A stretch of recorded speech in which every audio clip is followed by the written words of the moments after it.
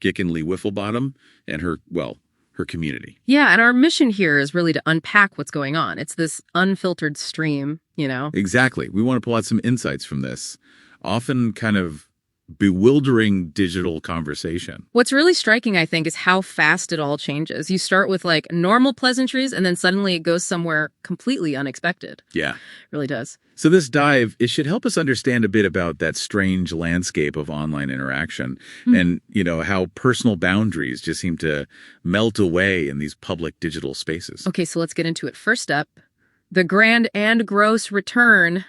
Gickenly posts she's back from vacation. Seems innocent enough, right? Right. Totally standard post. But then almost immediately, the comments section just, it ignites. With Brenda Sue Johnson jumping straight in. Yeah. First leave again, and then, no pause, just fucking fat-ass bitch. It's, wow. It sets the stage immediately for how volatile this whole feed is going to be.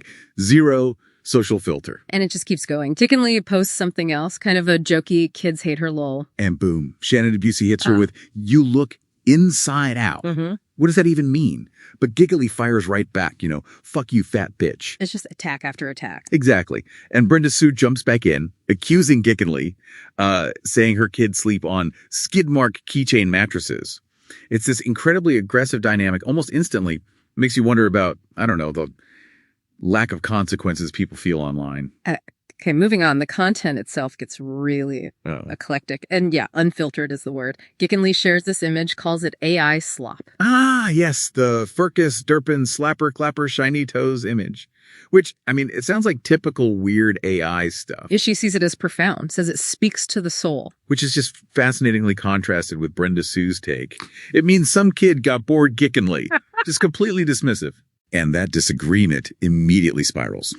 Gickenly calls Brenda Sue a cheating whore over an AI image.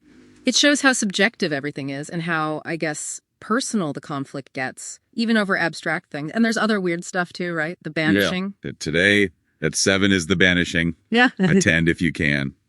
She insists it's a movement, definitely not a pyramid scheme. Okay. And the heart locket? With her face and the word thong captioned, yes, yes. Yeah.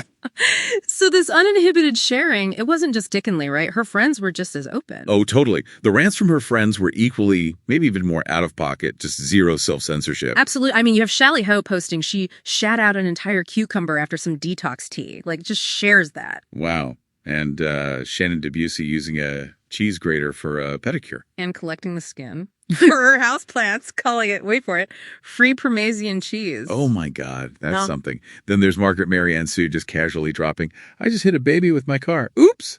And calls babies smelly. It's alarming. And Pebbles Macaroon's son using super glue for lip gloss. Lips sealed shut, turning blue. It's just boundaryless sharing. Yeah, a total breakdown of what you'd think is acceptable public info. Right, like Cinnamon Swirl describing her husband's bathroom explosion, calls it a chocolate tornado hit a spinach farm, then says she's thinking divorce partly because he apparently hit her kid with his hashtag fugly Cybertruck. And Gertrude Fuzzy Dust finding green fuzz, purple slime, and a, quote, forgotten sock that died 1,000 deaths in old Tupperware. Oh, and she also mentions hitting her neighbor's dog. It's this constant stream of bizarre, gross, and sometimes disturbing details. It really is staggering. Which brings us, I guess, to the peak drama, the chili incident. Right, the potluck. Lisa M. Davis and Gickenly both get sick, blame Brenda Sue's chili, and then it just explodes. Gickenly goes nuclear, attacks Brenda Sue's kids, says they look like leftover Play-Doh, calls Brenda Sue's face a slapped ham, and then declares, I want her a Brenda Skilly over. Just, yeah. And Brenda Sue fires back just as hard, calls Gickenly's kids rotten brats that sleep on pea-soaked mattresses. It's vicious. And Shally Ho jumps in, too, adding fuel to the fire, mentions finding waffles and haggis in the chili, and calls Brenda Sue a pubic rat, then makes some aggressive comments about Brenda Sue's husband. The accusations just get weirder, too. Mindy Lou Smith says her cat threw up hairballs that looked suspiciously chili-colored. To which Brenda Sue replies, I put mayo on your old-ass fugly Harold's cat Harold.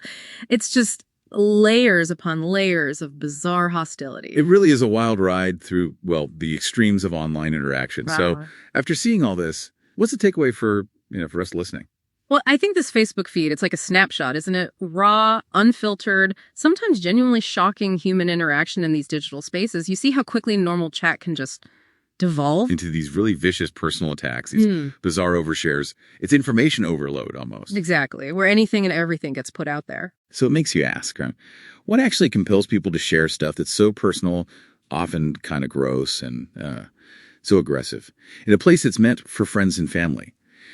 What's this saying about maybe our social norms online now? That's the big question, isn't it? And think about how seeing this constant stream of unfiltered, sometimes shocking stuff, how that might shape how we see other people, how we see ourselves online. Maybe it even sort of desensitizes us a bit.